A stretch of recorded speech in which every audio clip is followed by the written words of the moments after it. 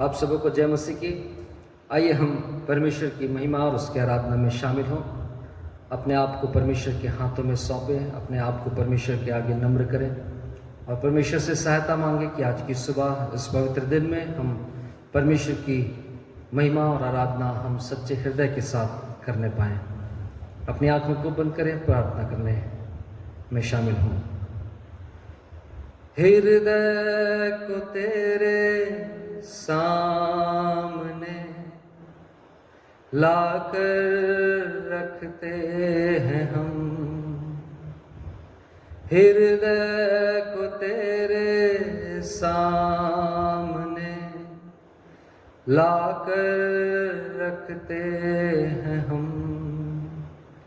वंदना करते हैं हम, वंदना करते हैं हम, वंदना करते हैं हम, वंदना करते हैं हम।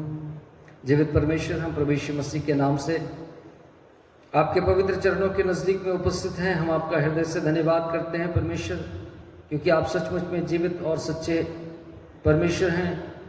और प्रभु, आपने हमारे जीवनों को इस पृथ्वी के ऊपर बनाकर रखा कि हम फिर से एक बार आपके पवित्र चरणों के नज़दीक में आ सकें। हम आपके बड़े नाम की महिमा और स्तुति करते हैं, आपकी प्रशंसा और बड़ाई करते हैं। इस समय परमेश्वर, जबकि आपने यह अवसर हमारे जीवन में दिया है कि प्रभु इस पवित्र दिन में अब आपके पवित्र चरणों के नज़दीक में आ सकें, प्रभु हम सब अपने अपने जीवनों का समर्पण करते हैं। अपने पापों के लिए हम पश्चाताप करते हैं और क्षमा मांगते हैं प्रभु, और आपके चरणों की अधीनता में फिर से एक बार उपस्थित हैं परमेश्वर। आपकी दया को चाहते हैं। इस समय परमेश्वर, हमारी आराधना, हमारी प्रार्थना, हमारी प्रभु जी आपके निकट में उपस्थिति परमेश्वर आपके निकट में ग्रहण के योग्य ठहरे।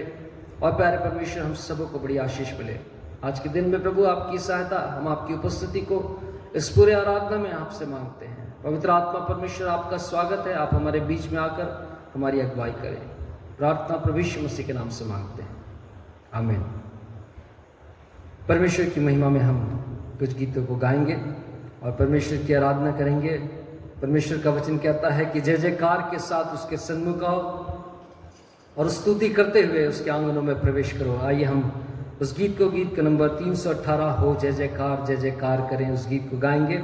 उसके बाद एक और गीत गाएंगे 343 तेरा प्यार है महान। सो आइए परमेश्वर की महिमा जय जयकार करते हुए उसके आंगनों में हम प्रवेश करें और उसके नाम की जय जयकार करें।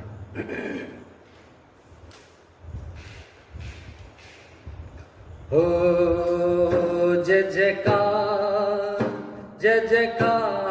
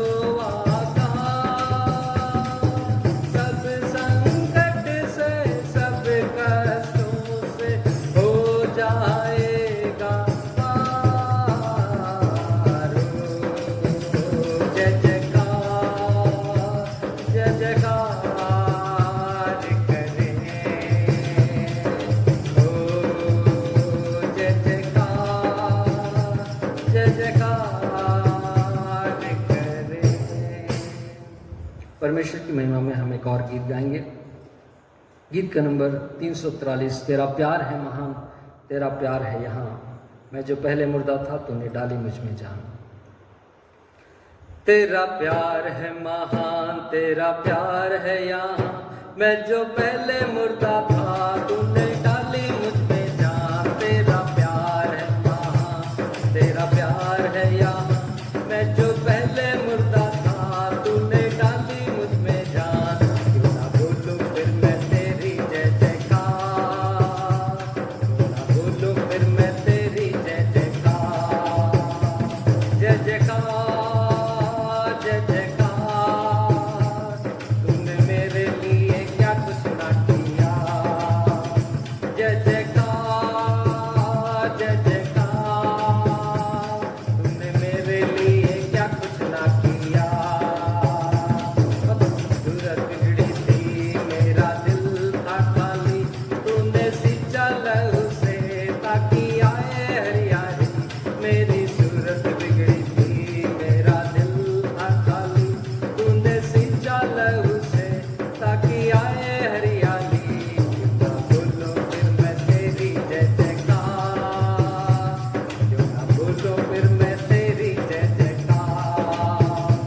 जय जयकार जय जयकार, तूने मेरे लिए क्या कुछ ना किया। जय जयकार जय जयकार, तूने मेरे लिए क्या कुछ ना किया।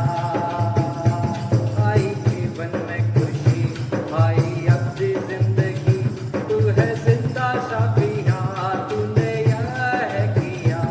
आई जीवन में खुशी, आई अपनी जिंदगी, तू है जिंदा शाफिया, तूने यह है किया। क्यों ना बोलूं फिर मैं तेरी जय जयकार, क्यों ना बोलूं फिर मैं तेरी जय जयकार। जय जयकार जय जयकार, तूने मेरे लिए क्या कुछ ना किया।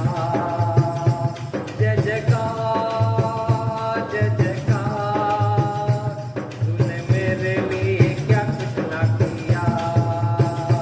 अपनी रूह से बतिया, अपनी शक्ति मुझको दी, ताकि दूं मैं गवाही तेरे जी उठने की। अपनी रूह से बतिया, अपनी शक्ति मुझको दी, ताकि दूं मैं गवाही तेरे जी उठने की। क्यों ना बोलो फिर मैं तेरी जय जयकार, क्यों ना बोलो फिर मैं तेरी जय जयकार। जय जयकार जय जयकार, तूने मेरे लिए क्या कुछ ना किया। जय जयकार जय जयकार, तूने मेरे लिए क्या कुछ ना किया। जय जयकार जय जयकार, तूने मेरे लिए क्या कुछ ना किया। हालेलुया। धन्यवाद जीवित परमेश्वर, सचमुच में आपके उस अद्भुत प्यार के लिए हम आपका हृदय से धन्यवाद करते हैं। प्रभु, हम आपके बड़े नाम की महिमा और प्रशंसा करते हैं। आइए हम अपने बाइबल को निकालेंगे। भजन संहिता उसका 145 अध्याय, भजन 145 को हम निकालेंगे। भजन संहिता 145, और उसको हम एक साथ मिलकर पढ़ेंगे। परमेश्वर के वचन में से साम्स 145 हम पूरा एक साथ मिलकर पढ़ेंगे, और परमेश्वर के उस वचन से हम परमेश्वर की महिमा और प्रशंसा करेंगे। स्तुति का गीत। हे मेरे परमेश्वर, हे राजा, मैं तुझे सराहूंगा और तेरे नाम को सदा सर्वदा धन्य कहता रहूंगा। प्रतिदिन मैं तुझको धन्य कहा करूंगा और तेरे नाम की स्तुति सदा सर्वदा करता रहूंगा। यहोवा महान और अति स्तुति के योग्य है और उसकी बड़ाई अगम है। तेरे कामों की प्रशंसा और तेरे पराक्रम के कामों का वर्णन पीढ़ी पीढ़ी होता चला जाएगा। मैं तेरे ऐश्वर्य की महिमा के प्रताप पर और तेरे भांति भांति के आश्चर्य कर्मों पर ध्यान करूंगा। लोग तेरे भयानक कामों की शक्ति की चर्चा करेंगे और मैं तेरे बड़े बड़े कामों का वर्णन करूंगा।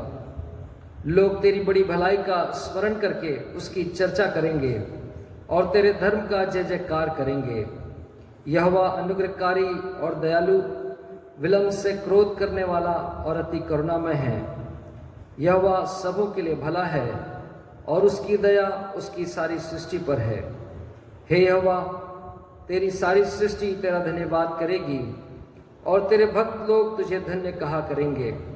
वे तेरे राज्य की महिमा की चर्चा करेंगे और तेरे पराक्रम के विषय में बातें करेंगे कि वे आदमियों पर तेरे पराक्रम के काम और तेरे राज्य के प्रताप की महिमा प्रकट करें।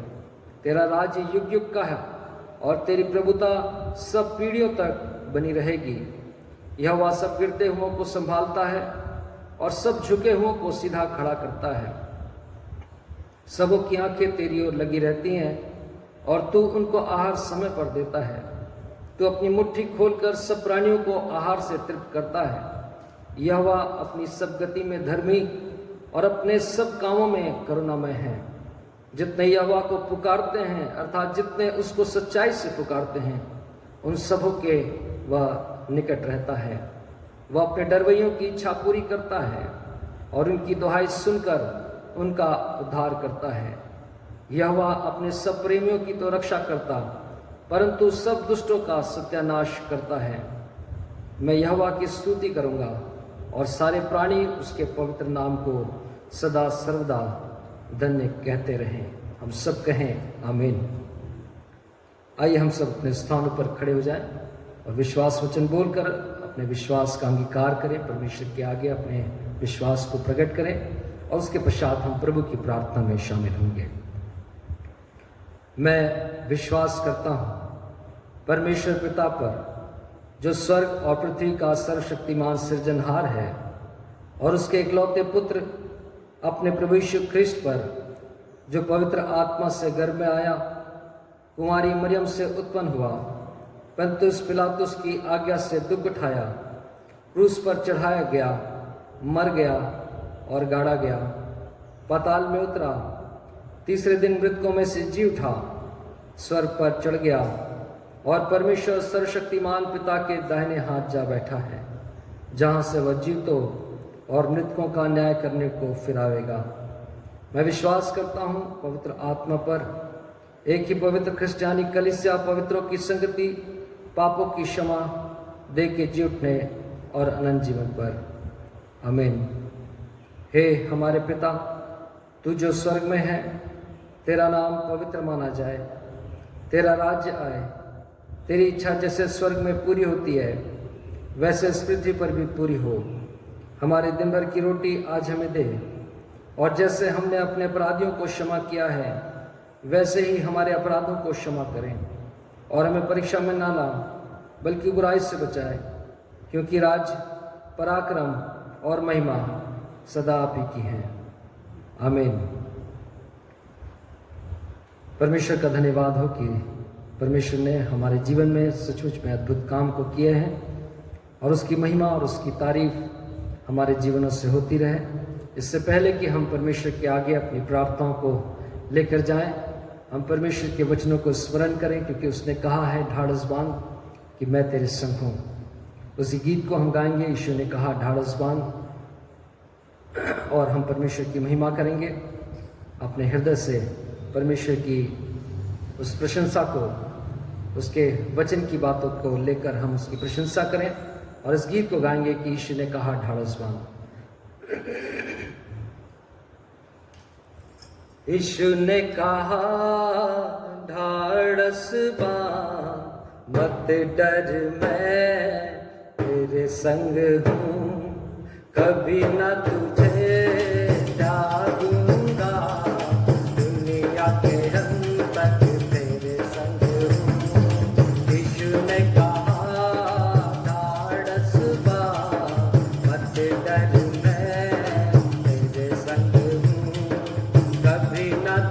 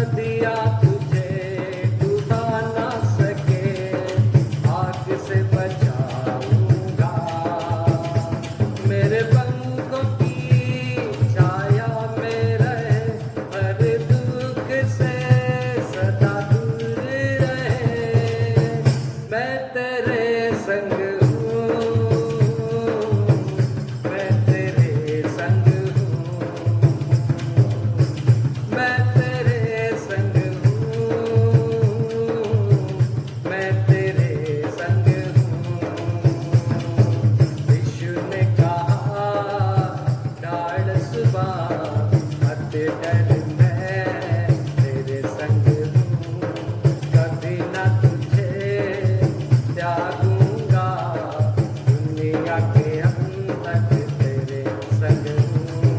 मैं तेरा यहोवा हूँ सदा का, सिरजनहार हूँ मैं तेरा, तू मेरा। मैं तेरा यहोवा हूँ सदा का, सिरजनहार हूँ मैं तेरा, तू मेरा। मैं जन्म से ये कहता सदा, तू जन्म से ये सुनता हुआ, मैं तेरे संग हूँ, मैं तेरे संग हूँ, मैं तेरे संग हूँ, मैं तेरे संग हूँ। यीशु ने कहा ढाढ़स बाँध, मत डर मैं तेरे संग हूँ, कभी न तुझे त्यागूंगा, दुनिया के अंत तक तेरे संग हूँ। यीशु ने कहा ढाढ़स बाँध, मत डर मैं तेरे संग हूँ, कभी न तुझे त्यागूंगा, दुनिया के अंत तक तेरे संग हूँ। यीशु ने कहा ढाढ़स बाँध, मत डर मैं तेरे संग हूँ। जीवित परमेश्वर, हम आपके पवित्र नाम की स्तुति और महिमा करते हैं। हम आपकी तारीफ करते हैं परमेश्वर, क्योंकि आपने हमसे कहा है मत डर मैं तेरे संग हूँ, इधर उधर मत ताक क्योंकि मैं तेरा परमेश्वर हूँ। हाँ प्रभु, हम आपका हृदय से धन्यवाद देते हैं, जबकि सारा संसार एक भय के बीच में से होकर गुजर रहा है परमेश्वर, लेकिन हम आपका हृदय से धन्यवाद करते हैं। आपने कहा है मत डर मैं तेरे संग हूँ। प्रभु, हम आपके बड़े नाम की महिमा और स्तुति करते, आपकी प्रशंसा करते परमेश्वर। आपने हमारे जीवनों में प्रभु इतना अनुग्रह किया, और प्यारे परमेश्वर हमारे जीवन को प्रभु आपने इस पृथ्वी के ऊपर बनाकर रखा। प्यारे परमेश्वर, हम आपके बड़े नाम की महिमा और स्तुति करते, आपकी प्रशंसा और बड़ाई करते हैं। आपके नाम को हम ऊंचा उठाते हैं परमेश्वर। और इस समय प्रभु जी हम सब आपकी स्तुति करते हैं, हम सब आपकी प्रशंसा करते हैं परमेश्वर। आपके नाम को हम ऊंचा उठाते हैं प्रभु, क्योंकि सचमुच में आप दयालु ईश्वर हैं। आपने अनुग्रह किया है, आपने संभाला है, और प्यारे परमेश्वर आपने प्रभु अपनी बड़ी दया को हमारे जीवनों में प्रभु अपनी प्रजा के बीच में बनाकर रखा। और ना केवल प्रभु अपनी प्रजा के लिए, लेकिन परमेश्वर सारे संसार पर प्रभु आपकी करुणा और आपकी दया आज भी बनी हुई है परमेश्वर। हम आपका हृदय से धन्यवाद करते हैं। इस समय परमेश्वर हम सब प्रभु आपके पवित्र चरणों के नजदीक में एक मन होकर आते हैं। निश्चित रूप से परमेश्वर यहोवा हम सब प्रभु अपने अपने स्थानों में, अपने अपने घरों में बैठे हुए परमेश्वर, लेकिन हम आपका हृदय से धन्यवाद देते हैं परमेश्वर कि हम मन से, और प्यारे परमेश्वर इस प्रार्थना में प्रभु जी हम सब एक मन होकर आपके नजदीक में आते हैं। इस आराधना के समय में प्रभु हम आपकी महिमा और प्रशंसा करने के लिए एक साथ मिलकर प्रभु हम आ सकते हैं। और प्यारे परमेश्वर हम आपकी महिमा करते हैं, क्योंकि प्रभु आप हमारे बीच में उपस्थित हैं। चाहे हम 2 या 3 जहां कहीं भी उपस्थित हैं परमेश्वर, आप अपने वाचा और अपनी प्रतिज्ञा के परमेश्वर हैं, और प्रभु आप हमारे साथ में उपस्थित हैं। हम आपका धन्यवाद करते हैं। प्यारे परमेश्वर, इस समय प्रभु हमारी आपसे विशेष प्रार्थना है, आप अपनी कलीसिया, अपने लोगों के जीवन में आप काम करें। आपका अनुग्रह, आपकी दया आपके लोगों के जीवन में बनी रहे परमेश्वर। विशेष रूप से प्रभु हमारी आपसे प्रार्थना है छोटे बच्चों के लिए, बुजुर्गों के लिए। प्यारे परमेश्वर प्रभु जी इनको प्रभु आप दया करके संभाल कर रखें, और प्यारे परमेश्वर अपने सामर्थ्य और बलवंत हाथों के द्वारा इनको सहारा दें, ताकि परमेश्वर आपकी अगुवाई और सहायता को पाते हुए प्रभु अपने जीवन में आगे बढ़ सकें। प्यारे परमेश्वर विशेष रूप से हम बुजुर्गों के में प्रार्थना करते हैं, जबकि प्रभु बुजुर्गावस्था परमेश्वर एक बड़ी शिथिलता, शारीरिक शिथिलता का समय होता है। पिता परमेश्वर, आपने कहा है कि मैं उस बुजुर्गावस्था में जैसे मैं तुमको बचपन और जवानी के दिनों में मैं लिए चला, वैसे ही मैं तुमको उस समय भी मैं लिए चलूंगा। हम आपका हृदय से धन्यवाद करते हैं। प्यारे परमेश्वर, हमारी प्रार्थना है प्रभु, आपका सामर्थ्य और बलवंत हाथ हर एक बुजुर्ग को थामे रहे। प्यारे परमेश्वर, हमारी आपसे विनती है खुदावन, प्रभु यीशु मसीह के नाम से हम प्रार्थना करते प्रभु जी, जितने भी लोग प्रभु इस कलीसिया में बीमार है परमेश्वर है, वह जिन्होंने प्रार्थना का निवेदन दिया और चाहे जिन्होंने प्रार्थना का निवेदन नहीं भी दिया परमेश्वर, हम उनको भी प्रभु आपकी कलीसिया, आपके देह के अंगों को प्रभु आपके चरणों के नजदीक में लेकर आते हैं। यीशु मसीह, आपका सामर्थी लहू उनके जीवनों में बहे और प्यारे परमेश्वर प्रभु वो पूरी रीति से प्रभु जी चंगाई और छुटकारे को प्राप्त कर सके। हम प्रार्थना करते हैं मिसेस ज्योति डैनियल के लिए, एस्टर सिंह आंटी के लिए और प्यारे परमेश्वर प्रभु जी रंजना आंटी के लिए, और परमेश्वर जितने भी लोग बीमार हैं, जितने भी लोग परमेश्वर प्रभु जी शारीरिक से परमेश्वर समस्याओं और परेशानियों में हैं, यीशु मसीह आपका सामर्थी हाथ उनको स्पर्श करे और प्रभु यीशु मसीह के सामर्थी नाम में प्रभु वो इसी घड़ी परमेश्वर अपने जीवन में, अपने शरीर में प्रभु अपनी चंगाई को प्रभु वो प्राप्त कर सकें। और प्यारे परमेश्वर, आपका नाम सब नामों में प्रभु ऊंचा किया जाए और महिमा पाए। प्यारे परमेश्वर, हमारी प्रार्थना है परमेश्वर प्रभु जी, हमारी आपसे विशेष विनती है प्रभु जी, जबकि इन दिनों में परमेश्वर प्रभु इस कोरोना वायरस के कारण सारा संसार परेशानी की दशा में है, प्रभु पवित्र आत्मा प्रभु आप सहायता करें परमेश्वर, और प्रभु आप अपने लोगों को संभाल कर लिए चले परमेश्वर। और प्रभु इस विपत्ति के दिन में परमेश्वर हम आपको पुकारते और आपसे विनती और प्रार्थना करते हैं परमेश्वर, आपकी दया परमेश्वर प्रभु जी आपकी कलीसिया, आपके लोगों के जीवन में होने पाए परमेश्वर। और प्रभु आप एक एक लोगों को संभालिए परमेश्वर हेवा, ये प्रभु ये कोरोना वायरस की दुष्ट आत्मा यीशु मसीह आपके सामर्थ्य नाम में हम कलीसिया होकर उसका खंडन करते हैं परमेश्वर, और हर एक दुष्ट और अंधकार को हम यीशु मसीह के नाम से कुचलते हैं परमेश्वर। आपने कहा, देखो मैंने तुम्हें सांप और बिच्छू को रौंदने का अधिकार और शत्रु की सारी सामर्थ पर अधिकार ठहराया है। आपने कहा किसी वस्तु से तुम्हें कोई हानि नहीं होगी परमेश्वर। हम आपके वचन को स्मरण करते और हम आपकी स्तुति और महिमा करते हैं परमेश्वर, क्योंकि सचमुच में आपका वचन जीवित और सच्चा है परमेश्वर। ओ प्रभु यीशु मसीह के नाम से प्रभु जी हम कलीसिया होकर प्रभु ओ परमेश्वर तमाम वो कोरोना वायरस को हम कुचलते हैं यीशु मसीह के नाम से, हमारे शहर से, हम वो प्रभु हमारे प्रदेश से, हमारे देश से और सारे संसार से कोरोना वायरस की महामारी यीशु मसीह के नाम से प्रभु जी चली जाए परमेश्वर। और प्रभु जी यीशु आपके सामर्थ्य नाम में परमेश्वर हर एक के जीवन में छुटकारा है। जो इन्फेक्टेड लोग हैं यीशु मसीह आपका सामर्थ्य लहू परमेश्वर प्रभु उनको स्पर्श करे और पैर परमेश्वर उनके शरीर में बहे और प्रभु जी वो पूरी रीति से चंगे हो जाएं। विशेष रूप से हम प्रार्थना करते हैं परमेश्वर प्रभु जी, जो लोग प्रभु इस कलीसिया के अंग हैं और जो परमेश्वर प्रभु जी इन दिनों में प्रभु अपनी पढ़ाई लिखाई के लिए, अपने नौकरी के लिए, अपने किसी भी काम से परमेश्वर बाहर है, अन्य स्थानों में है, प्रभु आपका सामर्थ्य और बुलंद हाथ प्रभु जी उनको घेरे रखे। और प्यारे परमेश्वर हम प्रभु यीशु मसीह आपके सामर्थ्य लहू को उन पर लगाते परमेश्वर, आपके लहू का सुरक्षा बाड़ा प्रभु जी उनके चारों ओर बना रहे और प्यारे परमेश्वर प्रभु वो आपकी सुरक्षा के घेरे में बने रह सके। पिता परमेश्वर हमारी आपसे विशेष प्रार्थना है, आपकी दया, आपकी सहायता को मांगते हैं। जितने भी लोग परमेश्वर प्रभु जी, विशेष रूप से प्रभु जी डॉक्टर्स और नर्सेस और प्यारे परमेश्वर जितने भी मेडिकल के स्टाफ हैं, जितने भी प्रशासनिक अधिकारी और परमेश्वर प्रभु पुलिस प्रशासन है, जितने भी लोग हैं परमेश्वर जो इस कार्य में लगे हुए परमेश्वर की लोगों के जीवन को की रक्षा करें, लोगों के जीवन को बचाएं, उन सबके जीवन को प्रभु आप अपनी सुरक्षा के घेरे में रखें। कोई भी परमेश्वर प्रभु जी इस समस्या से प्रभु ग्रसित होने ना पाए और आपके अनुग्रह से परमेश्वर प्रभु भला चंगा रहकर वो प्रभु जी लोगों की सेवा को कर सके। पिता परमेश्वर हमारी प्रार्थना है इन दिनों में प्रभु जी और भी प्रभु हम सबों को प्रभु आत्मा में प्रभु बलवंत करें, प्रार्थना का जीवन दे। इन दिनों में कलीसिया प्रभु जी आत्मा में उन्नति करके, तरक्की करके परमेश्वर आपकी महिमा के कारण हो सके और परमेश्वर आपका अनुग्रह हमारे जीवनों में बना रहे। प्यारे परमेश्वर हमारी विशेष प्रार्थना है प्रभु, आपकी कलीसिया, आपके परमेश्वर भवन को परमेश्वर हम चाहते कि प्रभु ये जल्द से जल्द प्रभु खुलने पाए परमेश्वर, और आपके अनुग्रह से प्रभु हम सब प्रभु आपके भवन में, आपके आंगनों में इकट्ठे होकर आपकी स्तुति और महिमा करने पाए, आपकी प्रशंसा और जय जयकार करने पाए परमेश्वर। आप हमारी सहायता करें प्रभु जी, तमाम परिस्थितियों को परमेश्वर प्रभु अनुकूल बनाए परमेश्वर। ये प्रभु जी ये प्रभु कोरोना वायरस की समस्या यीशु मसीह आपके सामर्थ्य नाम में दूर होकर परमेश्वर प्रभु जी वो पूरे संसार को छोड़कर चली जाए। प्यारे परमेश्वर आपका अनुग्रह हम आपसे चाहते हैं। पवित्र आत्मा परमेश्वर आप हमारी सहायता करें, आपके अनुग्रह से परमेश्वर प्रभु जी हम आपके भवन में आकर प्रभु आपकी महिमा और स्तुति और आपकी प्रशंसा और बड़ाई करने पाए। पिता परमेश्वर, हम आपका हृदय से धन्यवाद देते हैं, आपने हमारी विनतियों को सुना।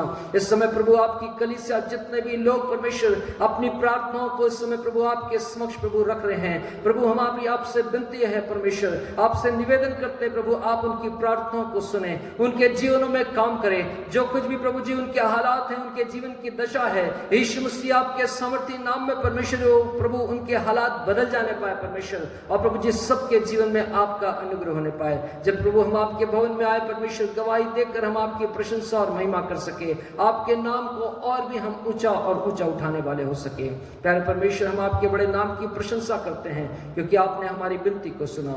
सारा आदर, सारी महिमा, इज्जत और बड़ाई परमेश्वर हम आपके नाम की करते हैं क्योंकि सचमुच में प्रभु आप सच्चे और जीवित परमेश्वर हैं। सारा आदर और सारी महिमा आपको देते हुए उद्धारकर्ता प्रभु यीशु मसीह के नाम से हम सब एक मन होकर इस विनती को मांगते हैं, आमीन।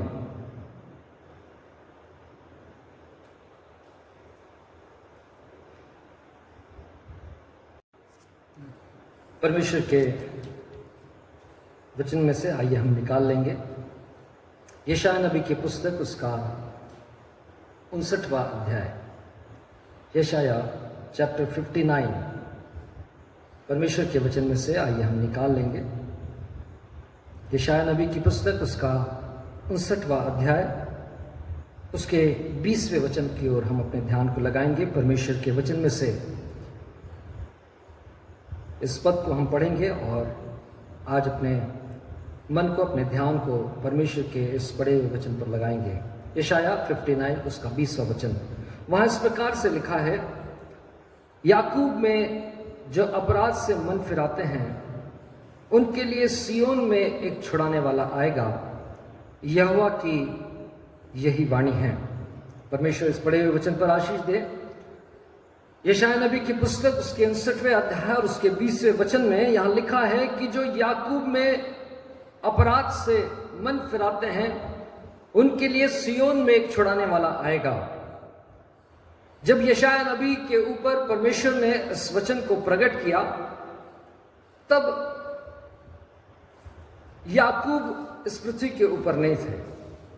परमेश्वर का दास याकूब को मरे हजारों वर्ष बीत चुके थे, लेकिन परमेश्वर हमारी शिक्षा के लिए यशायाह नबी के द्वारा इस बात को प्रकट कर रहे हैं कि जो याकूब में अपने अपराध से मन को फिराते हैं उनके लिए सियोन में एक छुड़ाने वाला आएगा।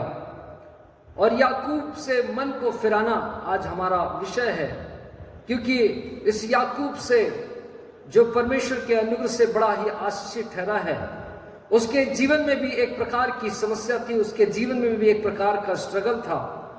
और हम में से बहुत सारे लोगों के जीवन में कुछ इसी प्रकार का स्ट्रगल होता है कि हम परमेश्वर के अनुग्रह और परमेश्वर की आशीषों तक नहीं पहुंच पाते और हम अपने जीवन में एक संघर्ष को जारी रखते हैं। लेकिन परमेश्वर ने कहा है कि सियोन में एक छुड़ाने वाला आएगा। और परमेश्वर के वचन में हम इस बात को पढ़ते हैं कि वो यरूशलेम का पर्वत अर्थात सियोन पर्वत जो यरूशलेम में पाया जाता है, प्रभु यीशु मसीह उसी स्थान पर, उसी क्षेत्र में, उसी एरिया में प्रभु यीशु मसीह इस पृथ्वी के ऊपर आए। उसी बैतलहम, उसी नासरत और यरूशलेम और आसपास के इर्द गिर्द के एरिया में, और वो छुड़ाने वाला जिसे परमेश्वर ने कहा था कि वो सियोन में एक छुड़ाने वाला आएगा, प्रभु यीशु मसीह उस वचन के अनुसार बिल्कुल परफेक्ट बैठते हैं। और प्रभु यीशु मसीह ना केवल परफेक्ट बैठते हैं, लेकिन प्रभु यीशु मसीह इस बात को खुद प्रकट करते हैं कि किस प्रकार परमेश्वर ने उनको छुड़ाने वाले के रूप में इस संसार में भेजा है। और हम लूका रचित सुसमाचार उसके 4थे अध्याय और उसके 16वें वचन से यदि हम आगे पढ़ें, वहां पर परमेश्वर के वचन में प्रभु यीशु मसीह इस प्रकार से कह रहे हैं, और वो प्रभु यीशु मसीह नासरत में आए जहां वो पाला पोसा गया था, और अपनी रीति के अनुसार सबके दिन आराधनालय में जाकर पढ़ने के लिए खड़ा हुआ। यशायाह भविष्यद्वक्ता की पुस्तक उसे दी गई और उसने पुस्तक खोलकर वह जगह निकाली जहां यह लिखा था कि प्रभु का आत्मा मुझ पर है, इसलिए कि उसने कंगालों को सुसमाचार सुनाने के लिए मेरा अभिषेक किया।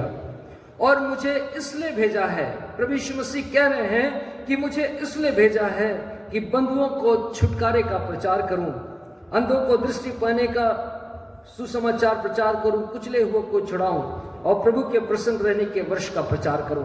यहां पर प्रभु यीशु मसीह स्पष्ट रूप से बता रहे हैं कि सियोन में एक छुड़ाने वाला आएगा और वो छुड़ाने वाला कोई और नहीं लेकिन मैं ही वो छुड़ाने वाला हूं। और इसलिए प्रभु यीशु मसीह ने इस बात को बड़े ही स्पष्टता के साथ उस आराधनालय में बहुत सारे लोगों के बीच में प्रकट किया कि इसलिए मुझे इसलिए भेजा है कि मैं बंदियों को छुटकारे का सुसमाचार सुनाऊं। और परमेश्वर का वचन रोमियो की पत्री उसका 11वां अध्याय और उसके 26वें वचन को यदि हम पढ़ेंगे, वहां पर लिखा है, इस प्रकार से लिखा है, इस रीति से सारा इज़राइल उद्धार पाएगा, जैसा लिखा है कि छुड़ाने वाला सियोन से आएगा। परमेश्वर का वचन कहता है कि छुड़ाने वाला सियोन से आएगा और अभक्ति को याकूब से दूर करेगा। अभक्ति को उस याकूब से दूर कर देगा, अर्थात उस चुने हुए से जिसको परमेश्वर ने चुना और ठहराया है आशीष की संतान होने के लिए, उसके जीवन से अभक्ति को दूर करके दूर करेगा। और 27वें वचन में लिखा है, और उनके साथ मेरी यही वाचा होगी जबकि मैं उनके पापों को दूर कर दूंगा। परमेश्वर कहता है कि मैं याकूब के जीवन में से उस अभक्ति को, उस बुराई को, उस आशीष को रोकने वाली चीज को मैं दूर करके, उनके पाप को दूर करके मैं याकूब का मैं उद्धार करूंगा और याकूब के जीवन को मैं छुड़ा दूंगा। और याकूब के विषय में हम सब जानते हैं कि याकूब के नाम का ही अर्थ अड़ंगा मारने वाला था। याकूब का जो स्वभाव है वो एक अड़ंगा मारने वाला, धोखा देने वाला, छल कपट की प्रवृत्ति वाला ये व्यक्ति था। इसहाक के 2 बेटे हुए, एसाव और याकूब। एसाव बड़ा बेटा था और याकूब छोटा वाला था। और परमेश्वर के वचन में हम इस बात को पढ़ते हैं कि याकूब के लिए, और ना केवल याकूब के लिए लेकिन दोनों ही बेटों के लिए परमेश्वर की योजनाएं थी। दोनों ही बेटों को परमेश्वर ने आशीष दिया था और याकूब के लिए परमेश्वर ने विशेष आशीष को दिया था। लेकिन आप याकूब के जीवन काल को यदि हम ध्यान से देखें तो याकूब अपने जीवन में सिवाय संघर्ष के कुछ और उसको मिल ही नहीं रहा। वो अपने जीवन में अपने स्वभाव के अनुसार अपने भाई को, अपने पिता को धोखा दे रहा है, अड़ंगा मार रहा है और छल कपट की प्रवृत्ति उसके जीवन में, उसके चाल चलन में दिखाई पड़ती है। और स्वयं याकूब इस बात को के विषय में, हम याकूब के विषय में हम पढ़ते हैं, जो उत्पत्ति की 25वें अध्याय से हम आगे को पढ़ेंगे तो वहां पर उसका पूरा वर्णन मिल सकता है। हम इस बात को पढ़ते हैं कि याकूब, एक दिन ऐसा हुआ कि याकूब कुछ पका रहा था, दाल पका रहा था और एसाव जंगल में से कहीं से आया। वो बहुत ज्यादा भूखा था और जब एसाव आया, याकूब को देखा कि वो कुछ पका रहा है, वो बहुत ज्यादा थका हुआ था। उसको ऐसा लग रहा था कि अब मैं इतना थक चुका हूं कि अब शायद अब मेरे प्राण निकल जाएंगे। उसने याकूब से कहा, याकूब जल्दी से मुझको वो खाने के लिए दे जो तू बना रहा है। और याकूब बड़ा मौका परस्त व्यक्ति, और उसने तुरंत अपने भाई को पलट कर जवाब दिया कि तू अपने पहलौठे का अधिकार मुझको दे दे और ये जो मैं पका रहा हूं तू उसे खा ले। और एसाव को ऐसा लगने लगा कि थोड़ी से पहले कि मैं थोड़ी देर में मैं मर जाऊं, उससे अच्छा है कि फिर तो मेरे पहलौठे का अधिकार का कोई मतलब ही नहीं रहेगा। और एसाव ने कहा कि हाँ ठीक है, तू उस अधिकार को ले ले, लेकिन मुझको जल्दी से खाने के लिए दे ताकि मेरा जीवन बच सके। और परमेश्वर के वचन में उत्पत्ति 25वें अध्याय का में इस बात का वर्णन हमको 29वें वचन से भी आप पढ़ेंगे तो वहां पर मिलेगा। और वहां पर याकूब अपने भाई के उस पहलौठे के अधिकार को, उसकी मजबूरी का फायदा उठाकर अपने लिए छीन रहा है। ये याकूब एक अड़ंगा मारने वाला है, एक धोखा देने वाला है, एक छल कपट की प्रवृत्ति वाला व्यक्ति है। और परमेश्वर उस याकूब के विषय में हमसे आज कुछ बातें करना चाहता है। यदि आप उस उत्पत्ति उसके 27वें अध्याय को पढ़ेंगे, वहां पर जब इसहाक काफी बूढ़ा हो गया, उसने एसाव से कहा कि बेटा तू जा और जाके कुछ शिकार करके कुछ लेके आ और अच्छा कुछ बनाकर मुझको खिला, और मेरा जब प्राण जब तृप्त हो जाएगा, जब मैं खा के बड़ा संतुष्ट हो जाऊंगा, मैं बहुत ही आनंद और खुशी के साथ मैं तुझको आशीष दूंगा। एसाव इसहाक की बात को सुनकर चला गया। और परमेश्वर के वचन में हम इस बात को पढ़ते हैं, ये बात रिबका सुन रही थी, उसने याकूब को बताया, और याकूब अपनी मां के द्वारा बनाए गए उन तमाम चीजों को लेकर इसहाक के पास पहुंच गया। एसाव के कपड़े पहन लिए और इसहाक के पास पहुंचकर कहने लगा कि ले अब इसे खा और मुझे जी भर के आशीष दे। इसहाक थोड़ी देर के लिए थोड़ा कंफ्यूज भी हो गया कि इतना जल्दी ये कैसे ले आया, लेकिन जब उसने टटोल कर देखा तो सचमुच में उसके वस्त्र की सुगंध से और उसके वो खाल जो उसने लगा लिया था, वो सारी घटनाएं हमको पता है, और उसके कारण इसहाक इस धोखे में आ गया कि हाँ ये सचमुच में एसाव है। और याकूब ने फिर से एक बार अपने भाई के साथ साथ अपने खुद के पिता को भी धोखा दे डाला। याकूब का एक अद्भुत और बड़ा ही अजीब सा स्वभाव हम परमेश्वर के वचन में देखते हैं, और परमेश्वर हमको आज इसी वचन को बताने के लिए, आज हमारे जीवन में इस शिक्षा को देने के लिए परमेश्वर इस वचन को चुना है कि जो याकूब में अपने अपराध से मन फिराते हैं उनके लिए सियोन में एक छुड़ाने वाला आएगा। और परमेश्वर के वचन में हम इस बात को पढ़ते हैं कि जब याकूब के जीवन में इस प्रकार के छल कपट की प्रवृत्ति थी, जब याकूब के जीवन में धोखा और याकूब के जीवन में मौके का फायदा उठाने की स्थिति थी, वो अड़ंगा मारने के हालात थे, वो स्वयं भी अपने जीवन में इन्हीं समस्याओं को झेल रहा था। परमेश्वर के वचन में गलातियों की पत्री उसका 6वां अध्याय और उसके यदि 7वें वचन को पढ़ेंगे, वहां पर लिखा है, धोखा न खाओ, परमेश्वर ठट्ठों में नहीं उड़ाया जाता, क्योंकि मनुष्य जो कुछ बोता है वही काटेगा। लिखा है मनुष्य जो कुछ बोता है वही काटेगा।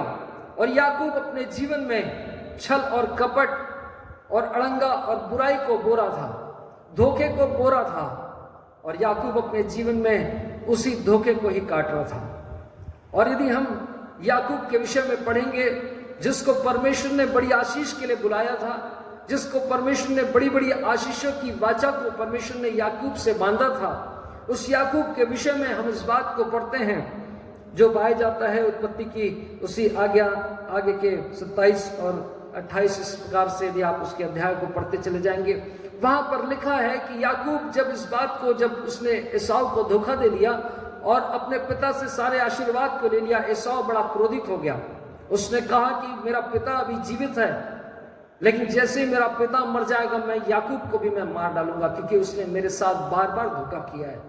और एसाव बड़ा क्रोधित था, और इसलिए रिबका को जब इस बात की जानकारी हुई, उसने याकूब को कहा कि तू जल्दी से भागकर अपने मामा लाबान के घर चला जा। और याकूब उस दूसरे स्थान पर, दूसरे देश में जहां पर उसका मामा लाबान रहा करता था, उस स्थान पर चला गया। और परमेश्वर के वचन में हम इस बात को पढ़ते हैं कि जब वो लाबान के घर में, अपने मामा के घर में पहुंचा और वो वहां पर अपने मामा की सेवा करने लगा, उसके घर में रहकर उसके घर में काम करने लगा।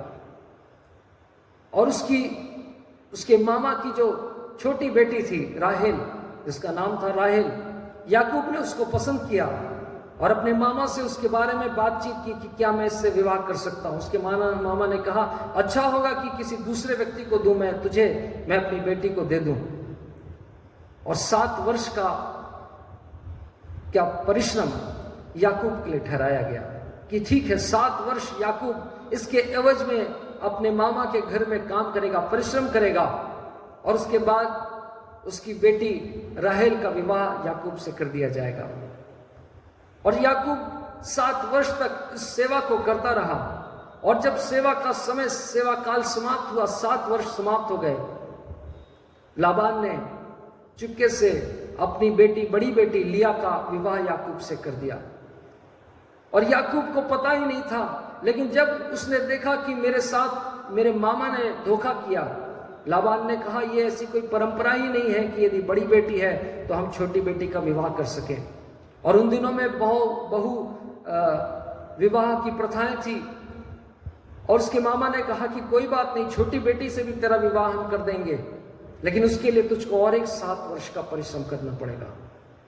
याकूब के साथ धोखा हो रहा है।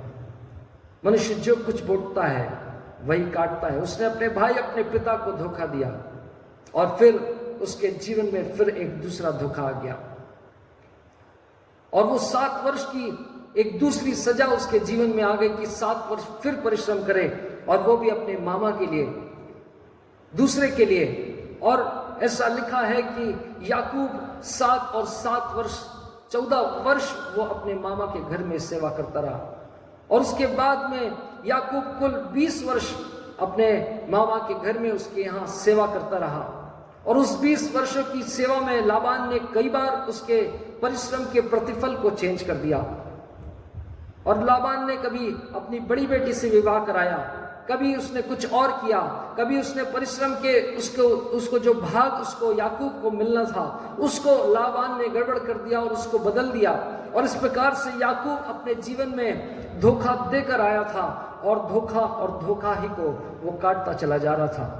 परमेश्वर के वचन में हम इस बात को पढ़ते हैं कि याकूब जब 20 वर्ष सेवा करने के बाद जब वापस लौटा, तब याकूब के विषय में लिखा है कि जब वो अपने पूरी धन संपत्ति, अपनी पत्नी, अपने बच्चों को सब लेकर जब अपने देश वापस लौटने लगा, और एसाव को जब पता चला तो वो 400 लोगों को लेकर, 400 पुरुषों को लेकर, वो उत्पत्ति 32वें अध्याय में हम पढ़ते हैं, वहां लिखा है कि वो 400 पुरुषों को अपने संग लेकर आ रहा था।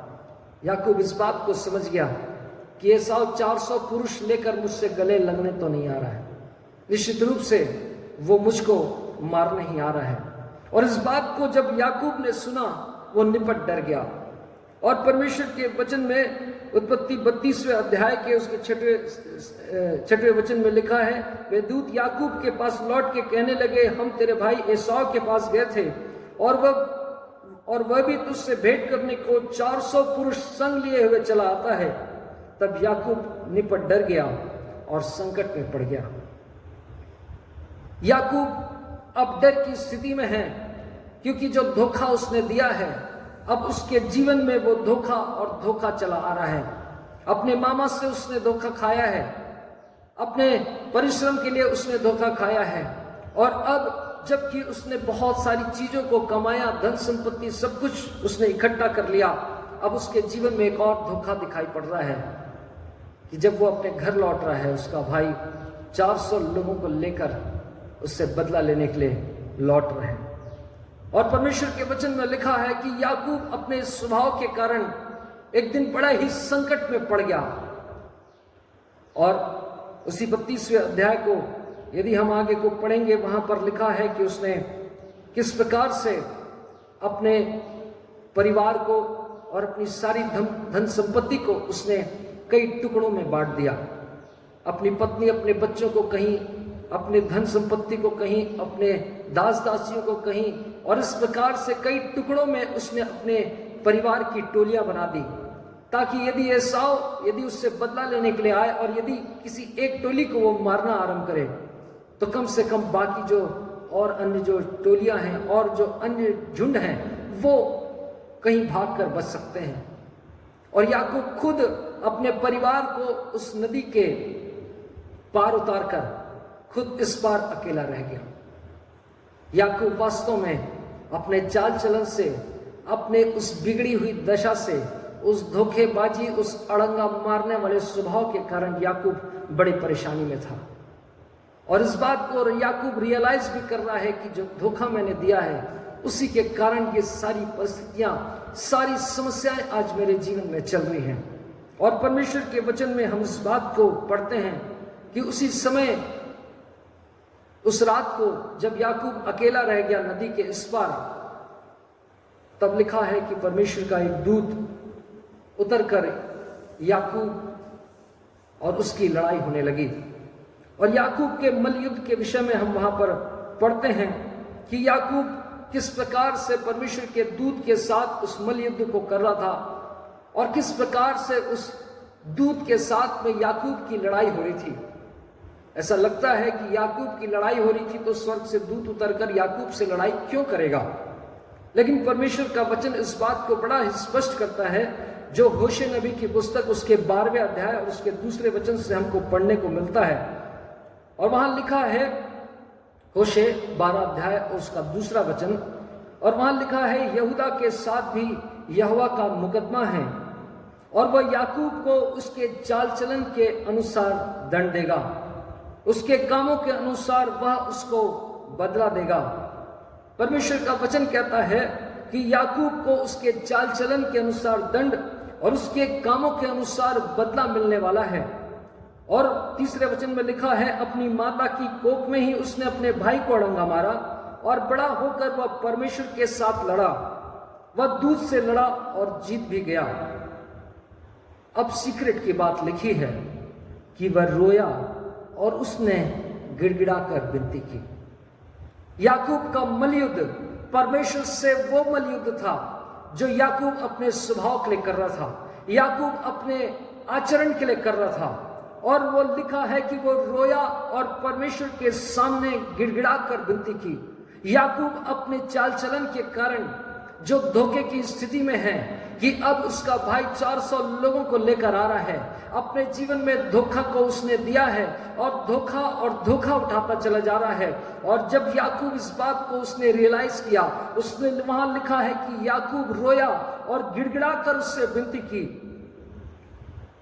और परमेश्वर के सामने वो रोने और गिड़गिड़ाने लगा। जब याकूब अकेला था, परमेश्वर के सामने वो रोता और गिड़गिड़ा रहा था कि परमेश्वर, मैंने अपने इस स्वभाव के कारण, मैंने अपने इस आचरण के कारण, मैंने अपने इस अपराध के कारण प्रभु, मैंने सिर्फ और सिर्फ प्रभु हानि उठाई है अपने जीवन में। परमेश्वर, मैंने सिर्फ और सिर्फ धोखा को मैं खाता चला जा रहा हूँ। हाँ, मैंने तो धोखा दिया है और मैं भी धोखा खाता चला जा रहा हूँ। इस बात का इस खेद याकूब के जीवन में दिखाई पड़ता है। और परमेश्वर के वचन में लिखा है कि जिस रात परमेश्वर ने याकूब उस दूत के साथ, परमेश्वर के दूत के साथ याकूब की लड़ाई हुई, जब अंत समय आया, जब भोर होने लगा, तब उसने उत्पत्ति उसके 35वें अध्याय में हम इस बात को पढ़ते हैं 9वें वचन से लिखा है, फिर याकूब के पद्दनराम से आने के पश्चात परमेश्वर ने दूसरी बार उसको दर्शन देकर आशीष दी और परमेश्वर ने उससे कहा, अब तक तो तेरा नाम याकूब रहा है, पर आगे को तेरा नाम याकूब ना रहेगा, तू इज़राइल कहलाएगा। जो दूत लड़ रहा था वो भी उस बात को कह रहा था कि अब तू याकूब नहीं, लेकिन अब तेरा नाम इज़राइल रहेगा। अब तू अड़ंगा मारने वाला नहीं, लेकिन अब तेरे नाम को मैं बदलता हूं, अब से तेरा नाम इज़राइल होगा। और परमेश्वर के वचन में भजन संहिता 73 अध्याय को यदि हम पढ़ेंगे, उसके पहले वचन को, वहां पर परमेश्वर ने कहा है, सचमुच इज़राइल के लिए अर्थात शुद्ध मन वालों के लिए परमेश्वर भला है। भजन संहिता 73 उसके पहले वचन में लिखा है, सचमुच इज़राइल के लिए अर्थात शुद्ध मन वालों के लिए। याकूब अड़ंगा मारने वाला था, लेकिन इज़राइल शुद्ध मन वालों के लिए परमेश्वर भलाई को उत्पन्न करेगा, यहां पर ऐसा लिखा है। आज हमारे जीवन में इस बात को हम देख सकते हैं कि याकूब किस प्रकार से अपने घर, अपने परिवार, अपने लोगों को अड़ंगा मारकर किस प्रकार से खुद अपने जीवन में धोखे को उठाता रहा है। आज हम सबके जीवन में एक याकूब बैठा हुआ है। आज हम सबके जीवन में, हमारे स्वभाव में एक याकूब का आचरण दिखाई पड़ता है। निश्चित रूप से जिस प्रकार परमेश्वर ने याकूब को आशीष के लिए बुलाया है, वैसे ही हम सबों को परमेश्वर ने आशीष के लिए बुलाया है। लेकिन एक स्वभाव हमारे अंदर में है अड़ंगा मार लेने का, एक स्वभाव हमारे अंदर में है मौका परस्त हो जाने का, एक स्वभाव हमारे अंदर में है कि दूसरे के अधिकार को छीन लेने का, एक स्वभाव हमारे अंदर में है जो बातें परमेश्वर ने हमारे लिए नहीं भी रखी उसको भी हम क्यों ना हम चुरा लें, उसको भी क्यों ना हम अपने अपने अपने अधिकार में कर लें। और याकूब का यही स्वभाव था, और याकूब अपने जीवन में उसी स्वभाव के कारण संकट को सिर्फ उठाता चला जा रहा था। याकूब के लिए परमेश्वर ने पहले ही अपने बात को प्रकट कर दिया था कि रिबका से पहले ही परमेश्वर ने कह दिया था कि उसके घर में 2 जातियां हैं और जो बड़ा है वो छोटे का दास होगा। और परमेश्वर ने ये बात कहकर पहले ही बता दिया था कि याकूब को परमेश्वर एक बड़े आशीष के प्रयोजन के लिए बुलाया है। लेकिन याकूब के उस स्वभाव के कारण याकूब अपने जीवन के अधिकांश समयों में वो संघर्ष करता रहा। आज हमारे जीवन में भी कुछ इसी प्रकार की दशा है। एक याकूब हमारे अंदर में बैठा है और हम उस याकूब की सुनते चले आ रहे हैं। वो याकूब हमसे कह रहा है धोखा दे, वो याकूब हमसे कह रहा है अड़ंगा मार, भले वो तेरा नहीं है लेकिन वो तू उसको छीन सकता है। वो याकूब हमसे कह रहा है कि वो सारी चीजें वो तुझ में ही योग्यता है, तुझ में ही वो टैलेंट है जिसके द्वारा तू ये काम को कर सकता है। लेकिन परमेश्वर कहता है कि याकूब में जो अपने अपराध से मन को फिराते हैं उनके लिए सिय्योन से एक छुड़ाने वाला आएगा। और परमेश्वर का वचन हमसे कहता है कि वो सिय्योन का छुड़ाने वाला आज से 2020 वर्ष पहले प्रभु यीशु मसीह उस सिय्योन पर्वत पर, उस यरूशलेम पर, उस आसपास के क्षेत्रों में आकर अपने उस छुटकारे के काम को करने लगा। लूका रचित सुसमाचार 4 अध्याय में हमने पढ़ा और प्रभु यीशु मसीह ने कहा कि परमेश्वर ने मुझे इस छुटकारे के काम के लिए इस जगत में भेजा है। और परमेश्वर के वचन में हम इस बात को पढ़ते हैं, जब वो सिय्योन में छुटकारा देने वाला आया उसने बहुत तरह को छुड़ाया। जो जक्कई के जीवन में इसी प्रकार की स्थिति थी उसने जक्कई के जीवन को छुड़ा दिया।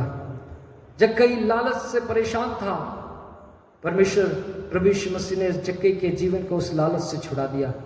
व्यभिचारिणी स्त्री को प्रभु यीशु मसीह ने उस व्यभिचार के उस गुलामी से आजाद कर दिया। गुलामी उस व्यभिचार के दासत्व से, बंधन से उसने उस व्यभिचारिणी स्त्री को स्वतंत्र कर दिया, उसका छुटकारा कर दिया।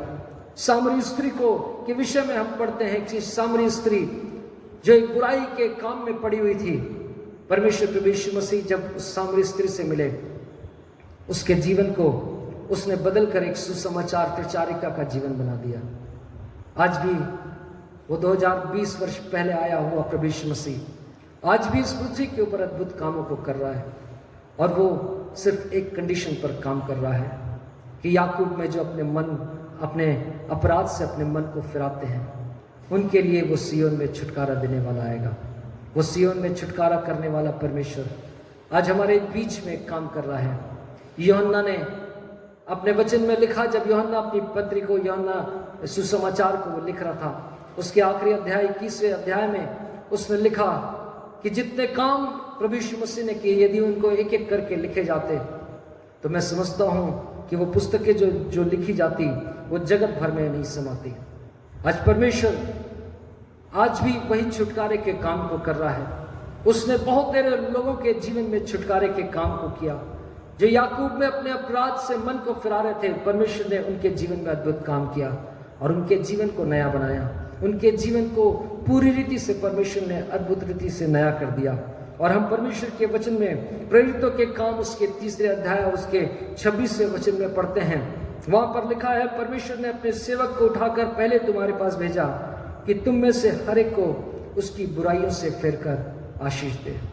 परमेश्वर ने अपने सेवक प्रभु यीशु मसीह को इसलिए जगत में भेजा कि हम सबको हमारी बुराइयों से फेर कर हमें आशीष दे। पिछले दिनों में एक गवाही को मैं पढ़ रहा था। एक व्यक्ति जिसका नाम अब्दुल है, उसने एक बैंक डकैती की और वो पकड़ा गया और उसको आजीवन कारावास की सजा सुना दी गई। अब्दुल जेल में गया, वो जेल में वो सुधरा नहीं, वो जेल में भी गड़बड़ियों को कर रहा था। उसने जेल में नशे के धंधा चालू कर दिया। और जेल में बहुत बार हम सुनते हैं कि जेल विजिट करने के लिए प्रभु के दास लोग जाते हैं और जेल विजिट करने के लिए परमेश्वर के कुछ दास लोग उस स्थान पर गए और जेल में उन्होंने वहाँ पर जो कैदी थे उनको नए नियम की प्रतियां दी और नए नियम छोटी बाइबल उन्होंने उसको दी। याकूब अब्दुल के हाथ में भी एक नए नियम की पुस्तक आ गई और अब्दुल उसको देखा और उसने उसको रख लिया। और जब समय गुजरा उसने एक काम किया कि अपने वो नशे का जो चीज को वो बेचता था, वो गांजा बेचता था वहां पर। और उसने उस नए नियम के पन्नों को जो छोटे छोटे और पतले पतले थे, उसने फाड़ फाड़ कर उसकी पुड़िया बना बना कर लोगों को उसमें गांजा रख के देने लगा। और जिस दिन उसने वो पन्ने को फाड़ना चालू किया, उसने बताया कि एक अजीब सा एक व्यक्ति जो बहुत ही अधिक उजले वस्त्र पहने हुए था, वो मुझको आया और मुझको सावधान किया कि देख, जो काम तू कर रहा है उससे सावधान रहे। जो काम, जो परमेश्वर का वचन है, उसको तू इस प्रकार से तू ये ऐसे फाड़ कर बुरे कामों में मत कर। और याकूब इस बात को बड़ा उस स्वप्न के द्वारा, वो बड़ा अब्दुल उस स्वप्न के द्वारा घबरा गया। और उसने एक व्यक्ति से पूछा, वहीं के जो कैदी था, उससे बोला कि यार मैंने आज ऐसा ऐसा सपना देखा है। और वो व्यक्ति प्रभु यीशु मसीह को जानता था, उस नए नियम के बारे में जानता था। उसने कहा कि देख अब्दुल, तूने ये सब गलत काम किया है, इसलिए वो परमेश्वर का सरदूत है जो तुझको आकर चेतावनी दिया है। अब्दुल को बड़ा अजीब सा लगा और अब्दुल उस पुस्तक को, उस नए नियम को खोलकर पढ़ने लगा। और जब उसने पढ़ा, उस रात को वो सो नहीं पाया।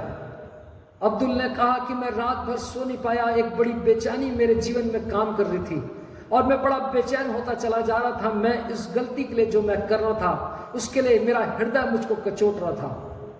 और उसने निर्णय लिया कि मैं सारा जो नशे का चीज है, मैं उसको ले जाकर मैं जेलर को दे दूंगा। और उसने इस बात का निर्णय लिया। अन्य कैदी लोग बोले कि तेरा जीवन कारावास है और अभी कुछ साल, 10 साल की तेरे को और कैद हो जाएगी जो तू जेल में ये काम कर रहा है। उसने कहा कि नहीं, जो रात को जो मुझसे कह रहा था, जो मुझको बेचैन कर रहा था, जो मुझको दर्शन दे रहा था, वो मुझको कहीं ना कहीं मुझको इसी बात के लिए कह रहा है कि तू अपने मन को फिरा। वो कह रहा है कि तू अपनी गलती के लिए पश्चाताप कर, तू अपनी गलती को मान। और वो अब्दुल वो सारी चीज़ों को लेकर जेलर को दे दिया। परमेश्वर ने उस अब्दुल के जीवन में अद्भुत काम किया और अब्दुल जो आजीवन कारावास के उस कैद को काट रहा था, कुछ ही महीनों के बाद अब्दुल की रिहाई उस जेल से हो गई। और जब अब्दुल उस जेल से रिहा हुआ, उसने अपने एक अच्छे जीवन को उस वचन के अनुसार चलाने का एक विचार किया। और वो एक स्थान पर गया और वो स्थान पर जाकर एक वो सिक्योरिटी का ऑफिस था, उसने उस सिक्योरिटी के ऑफिस में नौकरी करने के लिए उसने आवेदन दे दिया और उसका आवेदन स्वीकार हो गया और वो एक सिक्योरिटी गार्ड बन गया। जब पहली पोस्टिंग उस अब्दुल को दी गई, वो वही बैंक था जिसमें उसने डकैती डाली थी। परमेश्वर ने उसी बैंक में उस अब्दुल को उसी नौकरी करने के लिए वो उस स्थान पर भेजा। और जब वो बैंक में गया, वो वहां इस बात से बहुत ही आश्चर्यचकित हो गया कि बैंक के मैनेजर ने उसको बुलाया और बैंक की सारी चाबियां अब्दुल के हाथ में दी और बोला, आज से बैंक को सुबह खोलने का और शाम को बंद करके चाबी को सही स्थान पर, सुरक्षित स्थान पर पहुंचाने का काम आज से तुम्हारी ये जिम्मेदारी होगी। बैंक की सुरक्षा की जिम्मेदारी आज से तुम्हारी होगी अब्दुल। और अब्दुल परमेश्वर के वचन के अनुसार, परमेश्वर का वचन कहता है, याकूब में जो अपने अपराध से मन को फिराता है, सियोन में एक छुटकारा देने वाला आएगा। आज परमेश्वर हमारे जीवनों को छुटकारा देना चाहता है। और ना केवल अब्दुल उस बैंक में काम करता है, लेकिन आज अब्दुल परमेश्वर के सुसमाचार का प्रचार के काम को भी करता है। परमेश्वर हमसे कह रहा है कि जो याकूब में अपने अपराध से मन फिराते हैं, सियोन से एक छुटकारा देने वाला को मैंने भेजा है। 2020 वर्ष पहले वो छुड़ाने वाला इस पृथ्वी के ऊपर आया। उसने बहुत सारे अद्भुत कामों को किया और परमेश्वर हमसे कह रहा है, आज भी वो छुटकारा देने वाला हमारे जीवनों में काम करने के लिए तैयार है। परमेश्वर के दास ए एलन को, जो एक इंटरनेशनल प्रभु के दास थे, उनकी गवाही को मैं सुन रहा था और उनकी गवाही ये है कि जब वो बहुत ही छोटे लड़के थे, उनके माता पिता शराब बनाने का काम करते थे और उनके दूध की बोतल में वो थोड़ा सा शराब मिलाकर उसको दे दिया करते थे। बचपन से ही एलन इसी शराब की आदत और शराब की लत में था। 20 वर्ष तक आते आते ना केवल शराब, लेकिन दुनिया भर के उसने सारे नशे के कामों को उसने करना आरंभ किया। और उसने लिखा कि 20 वर्ष का जब मैं था, जब एकदम जवान लड़का था, मेरे हाथ पैर कांपते थे, बिना शराब के मैं रह नहीं सकता था। और एक दिन अपने दोस्त के साथ जब वो कहीं जा रहा था, ऐसे ही एक चर्च के सामने से होकर वो गुजरा और वहां पर आराधना हो रही थी और एलन को वो आराधना बड़े आकर्षित करने लगी। एलन उस आराधना भवन में पहुंच गया कि वहां पर देखे कि आखिर हो क्या रहा है, और लोग बड़े आनंद से परमेश्वर की आराधना कर रहे थे। एलन बड़ा ही उस बात को देखकर बड़ा ही उसके हृदय में बड़ी शांति पहुंची। वो बड़ा आश्चर्यचकित हो गया कि आज इस संसार में ऐसे भी आनंदित और खुश क्या लोग हो सकते हैं। मैं तो अपने जीवन में नाना प्रकार की समस्याओं और बुराइयों और परेशानियों के कारण में मैं बड़े दुख और समस्या में हूँ, क्या मैं भी ऐसा हो सकता हूँ? दूसरे दिन एलन फिर से उसी परमेश्वर के भवन में गया। परमेश्वर के एक दासी प्रचार कर रही थी और उसने जब प्रचार उसने समाप्त किया, उसने कहा जो अपने जीवन को परमेश्वर को देना चाहता है वो अपने हाथों को उठाए। एलन तुरंत अपने हाथों को उठाया। फिर उस दासी ने कहा जो सचमुच में अपने जीवन को देना चाहता है, क्योंकि एलन के बारे में वो परमेश्वर की दासी जानती थी कि ये शराब बेचने का काम करता है, इसने डांस बार खोल रखा है, और ये व्यक्ति यदि आज चर्च में आया है तो निश्चित रूप से किसी न किसी गड़बड़ी को करने के लिए आया है। और परमेश्वर की दासी ने कहा जो सचमुच में सीरियस है, जो परमेश्वर के साथ अपने जीवन को बिताना चाहते हैं, वो ही केवल, मैं उन्हीं से कह रही हूं, वो अपने स्थान पर खड़े हो जाए। एलन अपने स्थान पर खड़े हो गया। परमेश्वर की दासी ने फिर देखा कि वो एलन, वो शराब का व्यापारी, वो डांस बार का मालिक, वो अपने स्थान पर खड़े हो गया है। परमेश्वर की दासी ने कहा जो सचमुच में परमेश्वर के साथ में चलना चाहते हैं, जो अपने जीवन को परमेश्वर को देना चाहते हैं, जो अपने मन को फिराना चाहते हैं, केवल मैं उन्हीं से बात कर रही हूँ, केवल वही लोग सामने आ जाएं। एलन सामने आ गया। प्रभु की दासी ने उससे पूछा और उसके लिए प्रार्थना की, और परमेश्वर ने एलन के जीवन को बदला। परमेश्वर ने एलन के जीवन को इतना बदला कि उसके समान फिर दूसरा स्थान पर कोई और होने वाला नहीं था, क्योंकि एलन परमेश्वर की आत्मा से भर गया और परमेश्वर ने उसको, उस एलन के द्वारा बहुत सारे अद्भुत कामों को किया। बहुत सारे अद्भुत कामों को परमेश्वर ने उस एलन के द्वारा पूरा किया, और एलन की सेवा में बहुत सारे बीमार, बहुत सारे ऐसे छुटकारे को परमेश्वर ने करना आरंभ किया, जो सामान्य रूप से बड़ी ही अद्भुत और अनोखी बात है। परमेश्वर के वचन में लिखा है, जो याकूब में अपने अपराध से मन को फिराते हैं, सियोन में छुटकारा देने वाला आएगा। यदि आप YouTube देख रहे हैं जिसमें आप इस वचन को सुन रहे हैं, यदि आप उसमें एलन सर्च करेंगे, उस परमेश्वर के दास के अद्भुत कामों को वहां पर होता हुआ देखेंगे। परमेश्वर कहता है जो याकूब में अपने अपराध से मन को फिराते हैं, उसके लिए सियोन से मैंने एक छुटकारा देने वाले को भेजा है। आज हो सकता है हमारे भी जीवन में परमेश्वर ने बड़ी बड़ी योजनाओं को बनाया है, जिस प्रकार उसने याकूब के जीवन के लिए बनाया था, लेकिन अड़ंगा मारने का स्वभाव, धोखा देने की प्रवृत्ति, छल और कपट और ईर्ष्या और ना जाने कितने प्रकार की बुराइयां हमारे जीवन में चल रही है, और हमारे जीवन को उस परमेश्वर की आशीष से हमारे जीवन को वंचित कर रखी है। क्यों ना अपने जीवन का समर्पण करें, परमेश्वर से कहे प्रभु मैं अपने अपराध से मन को फिराना चाहता हूँ। निश्चित रूप से परमेश्वर का प्रयोजन हमारे जीवन में हम पूरा होते हुए देखेंगे। अपनी आंखों को बंद करें, हम प्रार्थना करें। जीवित परमेश्वर, हम आपके पवित्र चरणों के नज़दीक में उपस्थित हैं। हम आपका हृदय से धन्यवाद करते हैं परमेश्वर, क्योंकि आपका वचन कहता है कि याकूब में जो अपने अपराध से मन को फिराते हैं, उनके लिए सियोन में एक छुड़ाने वाला आएगा। पिता, हम आपका धन्यवाद देते हैं कि सियोन से छुटकारा देने वाला हमारा प्रभु यीशु मसीह इस जगत में आ चुका है। आज भी प्रभु आप अब्दुल जैसे लोगों के जीवन में काम कर रहे हैं। आज भी प्रभु आपने एलन के जीवन में, परमेश्वर जो आपका दास हुआ प्रभु, आपने उनके जीवन में काम किया। आज प्यारे परमेश्वर, हम सब प्रभु अपने जीवनों में आपको निमंत्रण देते हैं। हम अपने अपराध से अपने मन को फिराते हैं परमेश्वर, और आपसे विनती करते हैं आपकी दया, आपका अनुग्रह हमारे जीवन में हो, और प्यारे परमेश्वर आपका योजना, आपका प्रयोजन हमारे जीवन में पूरा हो सके। उद्धारकर्ता प्रभु यीशु मसीह के नाम से इस विनती को मांगते हैं, आमीन। ये समय होगा कि हम परमेश्वर की महिमा करें, उसकी स्तुति करें। एक गीत को हम गाएंगे, गीत के नंबर 11 और इसी समय हम अपनी भेंट को परमेश्वर की वेदी तक लेकर आ सकेंगे और हम सब अपने भेंटों को, जैसा कि पहले से ही बताया जा चुका है, हम सब अपनी भेंटों को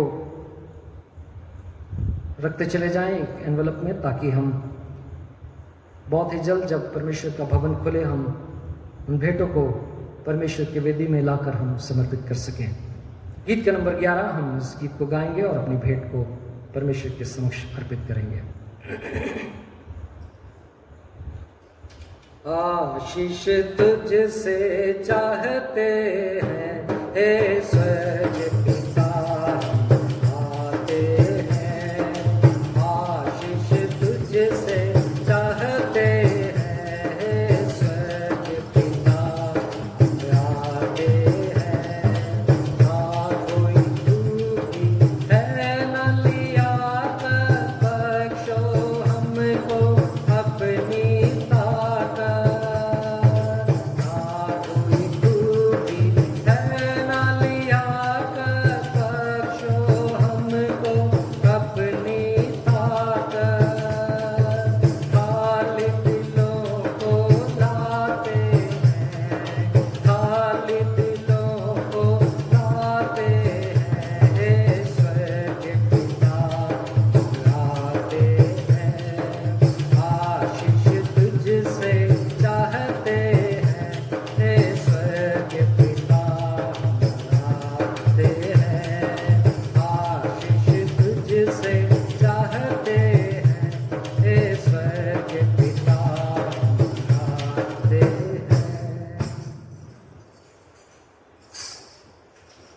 आइए हम सब अपनी आंखों को बंद करें, परमेश्वर के सामने अपने आप को समर्पित करें, इन भेंटों का अर्पण करेंगे और उसके पश्चात हम आशीष वचन से आज की आराधना को समाप्त करेंगे। आइए हम सब अपने स्थानों पर खड़े हो जाएं, ज़्यादा अच्छा होगा, और इन भेंट की अर्पण की प्रार्थना करें। जीवित परमेश्वर, हम प्रभु यीशु मसीह के नाम से आपके पवित्र चरणों के नज़दीक में उपस्थित हैं। हम आपका हृदय से धन्यवाद करते हैं परमेश्वर, आपने हमारे जीवन में हर प्रकार की भलाई और आशीषों को दिया है। और प्यारे परमेश्वर, अपनी प्रजा, अपने लोगों के जीवन में हर प्रकार के परमेश्वर प्रभु जी उत्तम उत्तम भागों को प्रभु आपने ठहराया है। हम आपका हृदय से धन्यवाद करते हैं। और आज की सुबह इस पवित्र दिन में परमेश्वर, हम अपनी भेंटों को प्रभु आपके निकट में लेकर आते हैं।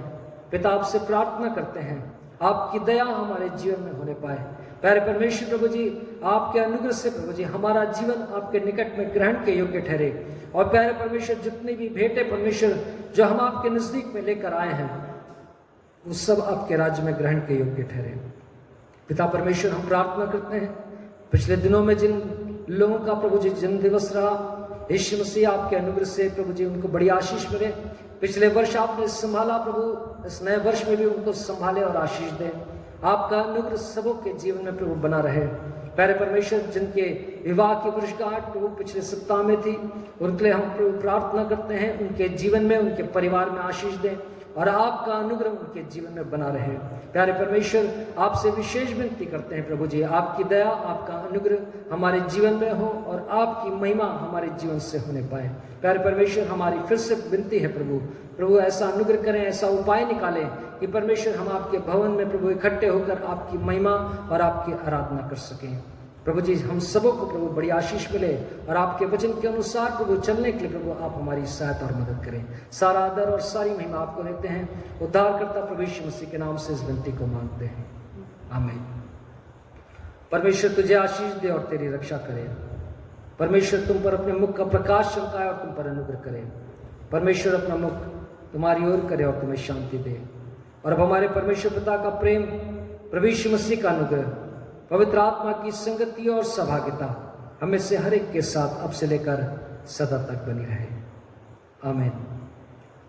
पवित्र आत्मा पिता पुत्र इन तीनों की होवे स्तुति, जैसा कि वो आरंभ में था, अब है और सदा रहेगा,